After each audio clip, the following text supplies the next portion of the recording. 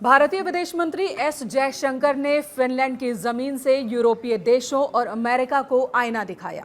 उन्होंने अलग अलग मुद्दों पर खुलकर अपनी बात रखी और भारत की नीति को दुनिया के सामने रखा।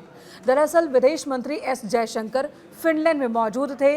फिनलैंड के कुल्टारांता में आयोजित कार्यक्रम को वो संबोधित कर रहे थे और तभी उनसे कई सारे सवाल किए गए। खासकर रूस से तेल खरीदने को लेकर सवाल रखा गया।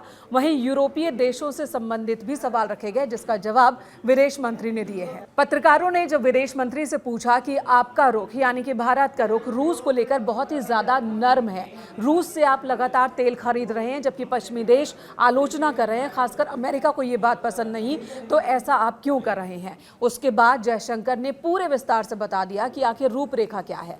उन्होंने बताया कि देखिए, अमेरिका ही वो देश है जिसने रूस से तेल खरीदने को कहा था जब यूक्रेन वाली लड़ाई शुरू हुई थी 2022 में, और उस दौर में वैश्विक बाजार में उपलब्ध तेल का एक बड़ा हिस्सा रूस से आ रहा था। परिस्थितियों ने भारत को उस दिशा में आगे बढ़ने के लिए मजबूर किया। विदेश मंत्री ने यह भी कहा कि उस समय यूरोपीय देश बड़ी मात्रा में मध्य पूर्व का तेल खरीदने लगे थे, जबकि वही क्षेत्र भारत का पारंपरिक आपूर्ति करता रहा और ऐसे में भारत के सामने उपलब्ध विकल्प सीमित हो गए थे और रूसी तेल एक व्यवहारिक विकल्प बनकर सामने आया। जयशंकर ने यह भी कहा कि भारत तेल की खरीद कीमत और उपलब्धता के आधार पर करता है, यानी हमारी जैसी जरूरत होगी, हमें जहां नफा लगेगा हम वहां से तेल खरीदेंगे।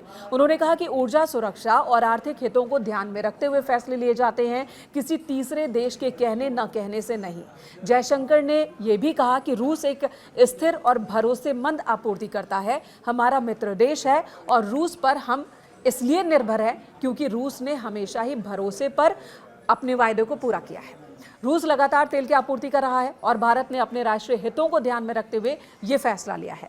विदेश मंत्री ने रूसी तेल पर अमेरिकी प्रतिबंधों को लेकर जब सवाल उठाए गए उसका भी जवाब दिया। उन्होंने कहा कि पहले तो रूस से तेल खरीदने को कहा जाता है अमेरिका की ओर से, बाद में टैरिफ लगा दिया जाता है और फिर जब जरूरत पड़ी अमेरिका को खुद लगा कि नहीं नहीं यहाँ तो ढील देना चाहिए, तो प्रतिबंधों में ढील भी दे दिया अमेरिका ने।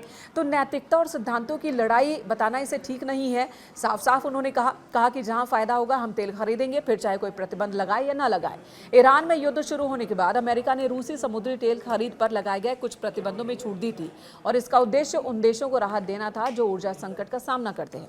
साथ ही मध्य पूर्व में अस्थिरता के कारण वैश्विक तेल कीमतों को नियंत्रित रखना भी इसका मकसद था। खैर, भारत ने क्लियर कह दिया है कि प्रतिबंध हो या ना हो, खरीद जारी रहेगी और हमें जहां से मन होगा हम वहां से खरीदेंगे। भारत ने लगातार स्पष्ट किया है कि वो अमेरिकी छूट के कारण नहीं बल्कि अपनी ऊर्जा जरूरतों और व्यावसायिक व्यवहार्यता के आधार पर ही रूस से तेल खरीदता है। पेट्रोलियम मंत्रालय में संयुक्त सचिव सुजाता शर्मा ने कहा कि पिछले महीने भारत पहले भी रूस से तेल खरीद रहा था, छूट के दौरान भी खरीद रहा था और आगे भी खरीदता रहेगा। वहीं यूरोप को लेकर भी विदेश मंत्री ने दो टूक कहा। यूरोप की नैतिक अस्पष्टता पर जयशंकर ने कहा कि यूरोपीय देशों के रवैये पर अब बहुत बड़ा प्रश्न चिन्ह है। उन्होंने कहा कि किसी भी यूरोपीय देश पर भारतीय हथियारों से अब तक हमला नहीं हुआ, लेकिन भारत के खिलाफ इस्तेमाल होने वाले कई हथियार यूरोप से आते हैं। भारत के खिलाफ इस्तेमाल होते हैं यूरोपीय हथियार, ये बात खुलकर यूरोप की ही जमीन से जयशंकर ने कही। जब उनसे इस बयान पर विस्तार से पूछा गया तो उन्होंने कहा कि यूरोपीय देश ऐसे हथियार बेचते हैं जिनका इस्तेमाल भारत के खिलाफ होता है। उन्होंने कहा कि भारत ने कभी भी यूरोप की सुरक्षा को खतरे में डालने वाला कोई कदम नहीं उठाया, ना ही सपोर्ट किया, लेकिन ये चिंता का विषय है कि यूरोप के हथियारों का इस्तेमाल भारत के खिलाफ होता है।